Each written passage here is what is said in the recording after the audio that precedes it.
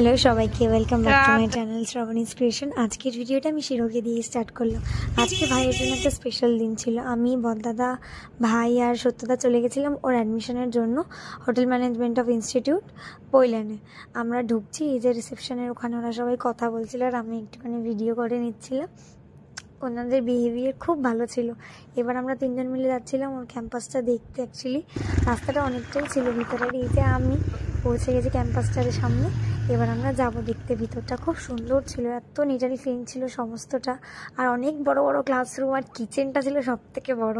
এখানে এটা হচ্ছে একটা ক্লাসরুম, আমরা দেখতে ঢুকেছিলাম। এখানেও ক্লিনিং শেখাবে ওদেরকে।